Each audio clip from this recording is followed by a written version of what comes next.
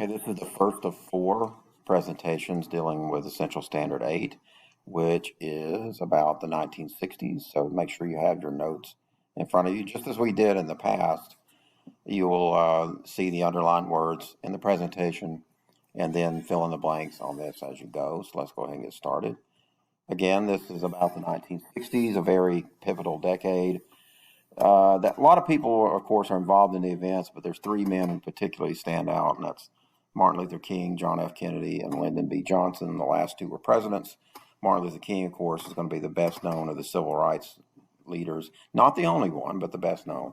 And he represents, in many ways, the idealism that the nation began the decade with, as well as John F. Kennedy, who was the first president elected in the 1960s, the youngest president ever to be elected.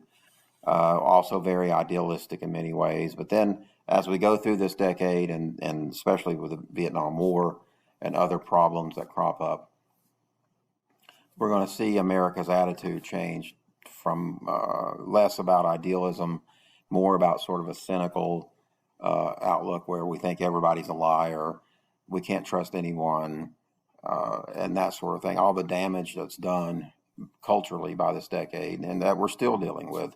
Even now, we'll talk about that, and that happens more in the last 2 presidents, Lyndon Johnson. We'll also go a little bit into the 1970s with Richard Nixon, because that's a follow-up to everything that happened in the 60s. So let's go ahead and get started on this. Our key message here, just as we did in past standards, we'll do this again. The United States started in the 1960s. Make sure you fill out the underlined words. Seeing itself as a young, idealistic nation capable of doing anything, including ending poverty, racial segregation, and sending men to the moon. Much of that was accomplished, but the successes during this time tended to be overwhelmed by the violence and division in the streets of America over racism, and especially Vietnam, leaving the nation deeply divided and cynical following its greatest political scandal, which actually happens in the early 1970s. So when I'm saying 1960s in this, I'm not talking about strictly just the years of the 1960s. We'll extend this up into 1974, which is the year that Watergate and Vietnam both end.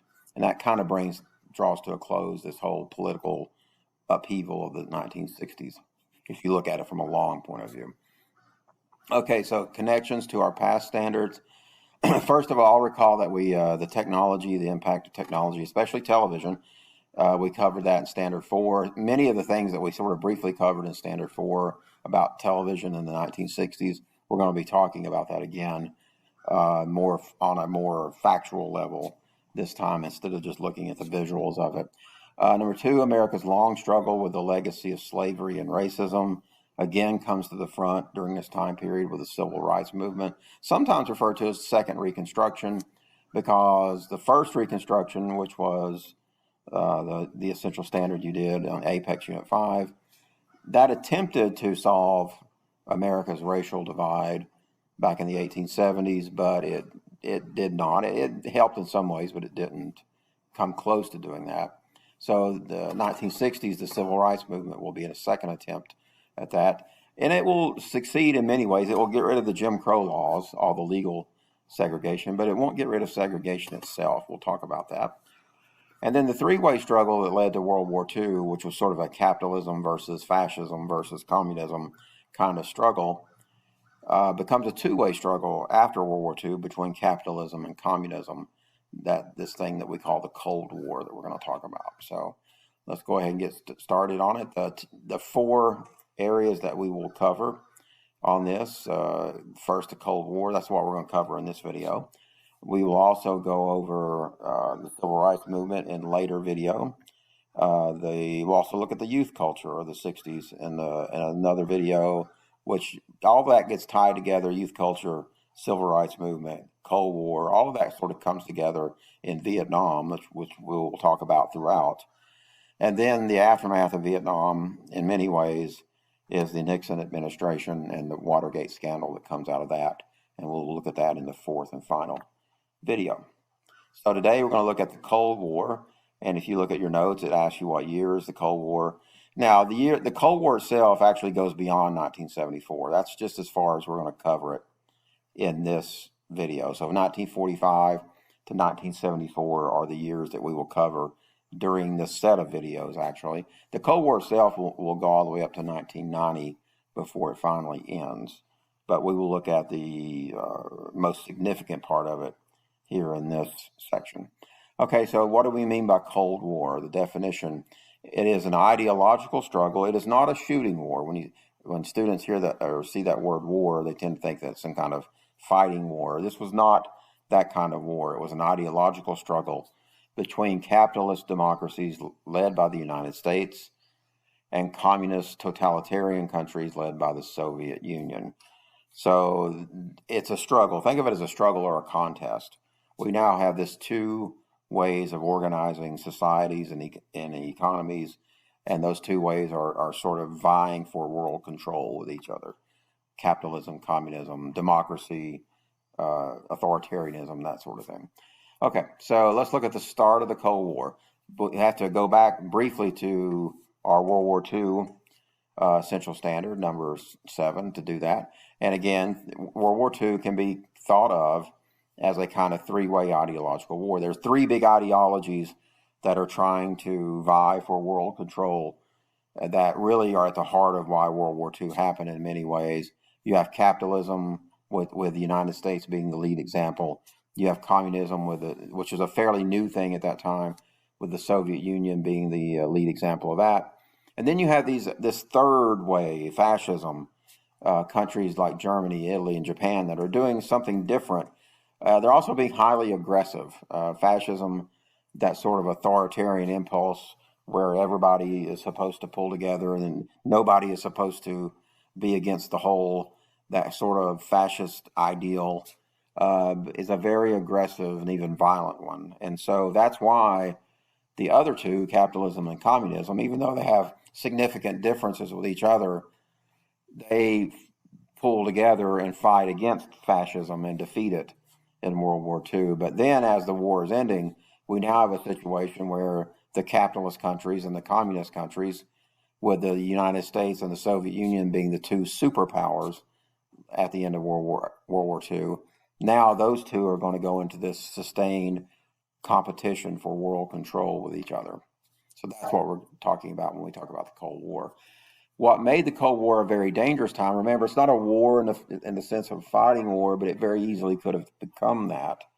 And what made it particularly dangerous was by this time, the invention of atomic or nuclear weapons. The United States, of course, had ended World War II, the fighting in Japan, by dropping 2 of them on Japanese cities. For a few years, the United States was the only country that had them, but then the Soviet Union builds and tests its first atomic weapons in 1949. And from that point on, all the way up through the 1960s, what we're talking about, both of these nations are conducting a nuclear arms race with each other, seeing who can build the most nuclear missiles and bombs, trying to gain an advantage over each other, just in case, in both of their minds and all the leaders' minds of each country, they're thinking we have to do this to protect us from the other side. So this is easily something that could turn into a real shooting war, and it almost does at one point. But for the most part, this is just a contest where both sides are very suspicious of each other, and they have very dangerous weapons being stockpiled in the process. The Cold War also made some very significant changes to our government. 2 administrations in the 40s and 50s, especially the Truman and Eisenhower administrations, reorganized much of the U.S. federal government to meet what they saw as this challenge or threat by the Soviet Union. We had a lot of new agencies. Your notes say to list 3 of them: the Central Intelligence Agency, the National Security Agency. The Air Force was invented during this time, the Department of Defense. We used to have Department of Army and Department of Navy. They combined those into the Department of Defense. Because the Cold War impacted other things like the space race, we created a new agency, NASA, to oversee that. There's several others we could go into, but those are some of the bigger ones. We, as a nation, we create new alliances like NATO, the North Atlantic Treaty Organization that we talked about back in the World War II Central Standard, to build permanent diplomacy and military capabilities to help fight and win this Cold War. Fight it if we had to. And then it was in the 1960s that all of this sort of comes together to the closest moment where we could have actually pretty much destroyed ourselves if we hadn't been very, very careful. And that focused around the small island country of Cuba, which is just about 90 miles south of Florida. During the late 1950s, up until this point, Cuba had had a government very friendly to the United States. A lot of Americans would go to Cuba for vacation because it's in the Caribbean. It's got a very nice climate. But Cuba was also a very corrupt place. The leadership there was highly corrupt, and there was a lot of poverty on the island. A revolution starts in the 50s, led by a man named Fidel Castro, who you see in the picture on the top. And eventually that revolution succeeds and overthrows that corrupt government. The problem from the United States point of view is that the new government under Castro is communist. And Castro has embraced the Soviet Union and communism. He signs a treaty with them. And now the U.S. has a communist nation that's somewhat hostile to it, 90 miles from its borders, 90 miles from the southern tip of Florida. So the outgoing Eisenhower administration, this was all happening when Eisenhower was president at the end of the 50s. He and his administration came up with a plan to overthrow Castro. They didn't finish it. They turned it over to John Kennedy, the new president elected that comes into office in 61. But that attempt fails. It wasn't a very well thought out plan. It wasn't well executed. It's called the Bay of Pigs, not because of, the Bay of Pigs is the name of an actual bay at the southern end of Cuba where the invasion was supposed to take place, and that's why it's called that. But the Bay of Pigs was a complete failure, sort of an embarrassment actually for the United States. It did not overthrow Castro, did not come even close to doing that. But what it did was it highlighted the fact that the United States was not happy with the situation with Cuba and that it would invade Cuba at some point. So that leads Castro and the Soviets to think, well, let's put some nuclear missiles here into Cuba to protect from American invasion, just to sort of ward off the United States to make sure that they don't invade Cuba. So they quietly start doing that in 1962.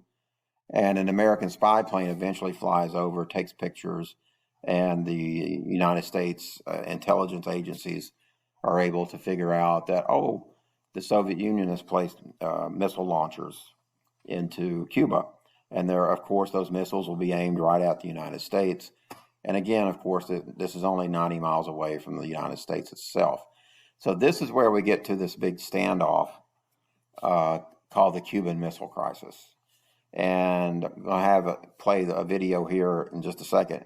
And it's going to be a message that John F. Kennedy, the president, gave to the United States public. He did this over television, explaining why we were about to do what we were about to do in Cuba and the potential, what could potentially happen on this, because it could easily turn into a war. And so your notes ask you to make note of 3 different things that Kennedy states that the U.S. is going to do about this, these missiles. So let's listen and take those notes. We will not prematurely or unnecessarily risk the course of worldwide nuclear war, in which even the fruits of victory would be ashes in our mouth. But neither will we shrink from that risk at any time it must be faced. Acting, therefore, in the defense of our own security and of the entire Western Hemisphere, and under the authority entrusted to me by the Constitution, as endorsed by the resolution of the Congress, I have directed that the following initial steps be taken immediately. First, to halt this offensive buildup, a strict quarantine on all offensive military equipment under shipment to Cuba is being initiated.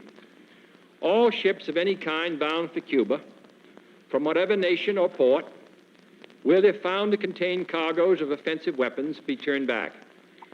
This quarantine will be extended, if needed, to other types of cargo and carriers. We are not at this time, however, denying the necessities of life, as the Soviets attempted to do in their Berlin blockade of 1948. Second, I have directed the continued and increased close surveillance of Cuba and its military buildup. The foreign ministers of the OAS, in their communique of October 6, rejected secrecy on such matters in this hemisphere. Should these offensive military preparations continue, thus increasing the threat to the hemisphere, further action will be justified. I have directed the armed forces to prepare for any eventualities, and I trust that in the interest of both the Cuban people and the Soviet technicians at the sites, the hazards to all concerned of continuing this threat will be recognized. Third, it shall be the policy of this nation to regard any nuclear missile launched from Cuba against any nation in the Western Hemisphere as an attack by the Soviet Union on the United States, requiring a full retaliatory response upon the Soviet Union. Okay, so again, Kennedy, we've discovered these nuclear missiles, and the U.S. is not pleased at all, and so we're demanding three things. We're taking three actions. First, Kennedy is putting into effect what he's calling a quarantine. Now, what he's really doing is basically putting a blockade around Cuba. He doesn't call it a blockade because a blockade is an act of war. We're going to look at that in a second. The second thing is the U.S. is stepping up its surveillance and its military readiness concerning Cuba. It's getting ready, in other words. And then the third, what he's saying, he refers to the hemisphere a lot. The hemisphere is basically North and South America, the Western Hemisphere. So he's saying that all the Organization of American States, he talks about the OAS, have all agreed that we're not supposed to do these sorts of secret things here in North and South America, but they're being done in Cuba. So if Cuba were to launch or to attack any country in the Americas, North or South, that would be considered an act of war, essentially, against the United States. And so Kennedy is basically throwing the gauntlet down to Khrushchev, who is the premier, Nikita Khrushchev is the premier of the Soviet Union at this time, saying that, look, you pushed us to the brink of war. If you don't want that war, you need to remove the missiles. So that's where we get to this point of almost having a shooting war with each other. And it starts especially tense 1 week period. This happens over about 2 weeks, but there's an especially tense 1 week period that we'll go over here in this video. It's not hard to imagine a world where at any given moment, you and everyone you know could be wiped out without warning at the push of a button. This was the reality for millions of people during the 45-year period after World War II, now known as the Cold War. As the United States and Soviet Union faced off across the globe, each knew that the other had nuclear weapons capable of destroying it. And destruction never loomed closer than during the 13 days of the Cuban Missile Crisis. In 1961, the U.S. unsuccessfully tried to overthrow Cuba's new communist government. That failed attempt was known as the Bay of Pigs, and it convinced Cuba to seek help from the USSR. Soviet Premier Nikita Khrushchev was happy to comply by secretly deploying nuclear missiles to Cuba, not only to protect the island, but to counteract the threat from U.S. missiles in Italy and Turkey. By the time U.S. intelligence discovered the plan, the materials to create the missiles were already in place. At an emergency meeting on October 16, 1962, military advisors urged an airstrike on missile sites and invasion of the island. But President John F. Kennedy chose a more careful approach. On October 22nd, he announced that the U.S. Navy would intercept all shipments to Cuba. There was just one problem. A naval blockade was considered an act of war. Although the president called it a quarantine that did not block basic necessities, the Soviets didn't appreciate the distinction. In an outraged letter to Kennedy, Khrushchev wrote, "The violation of freedom to use international waters and international airspace is an act of aggression which pushes mankind toward the abyss of world nuclear missile war."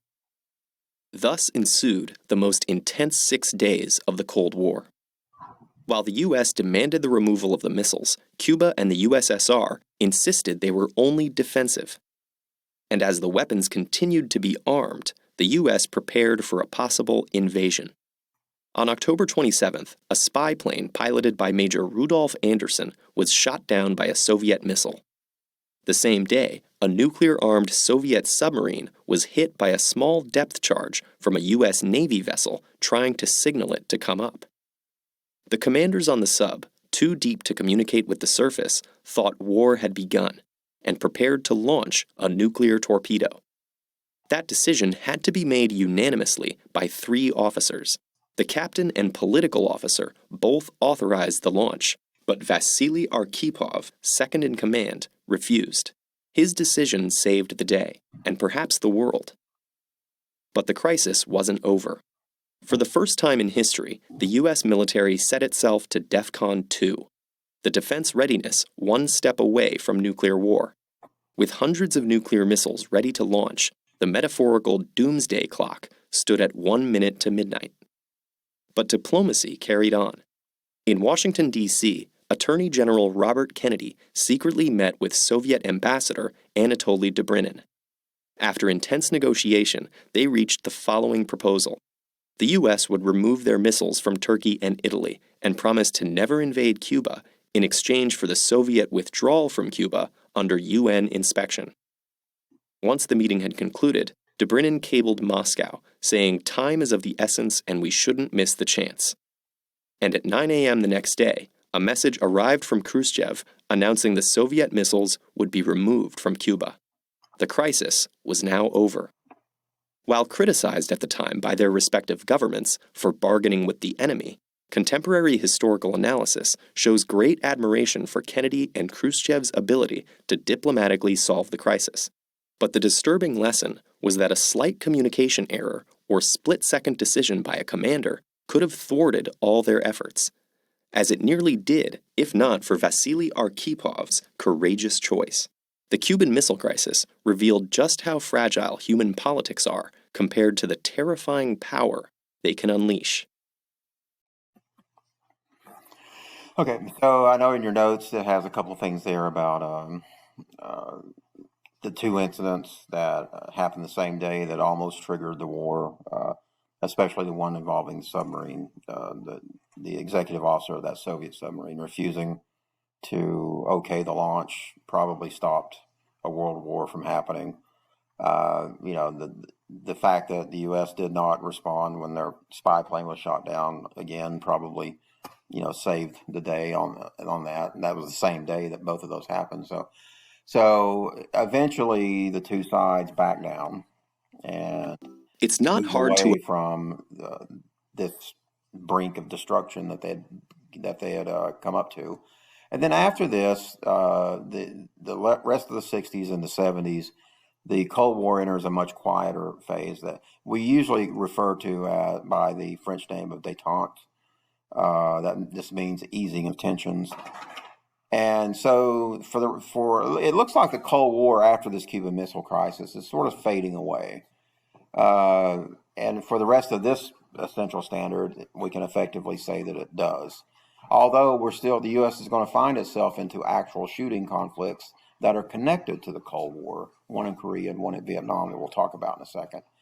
There's much more communication between U.S. presidents and the Soviet leadership in the 60s and 70s, as you see there on the right, that basically cool things off.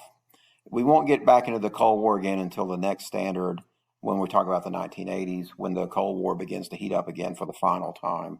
And that begins when President Carter boycotts the Moscow Olympics in 1980 in response to the Soviet invasion of Afghanistan. So we'll talk about all of that later.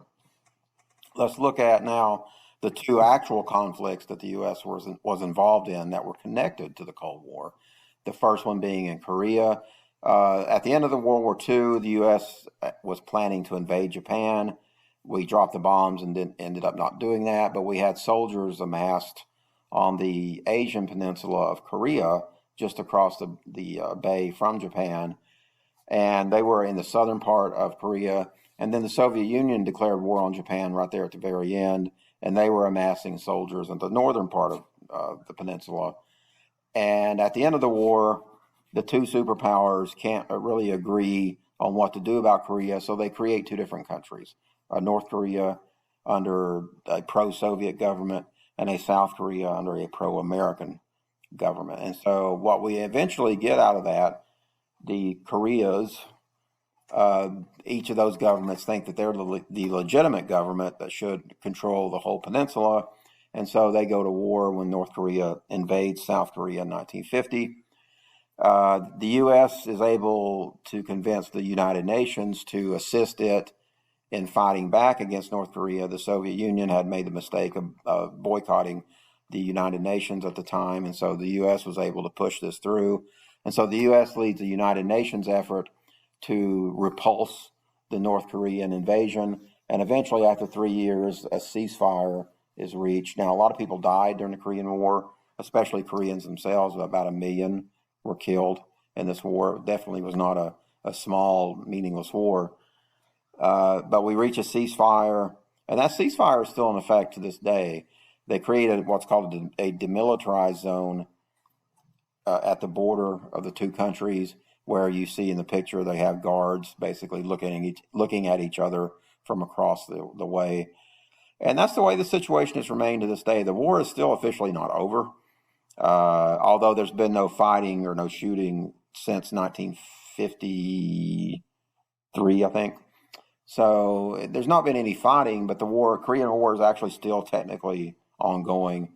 They've never reached a peace agreement. They probably won't until one of the two countries, probably North Korea, eventually collapses and it becomes a unified peninsula again. So that's Korea. Now, their second war, which is going to cause much more difficulty from the U.S. from a cultural point of view, is Vietnam.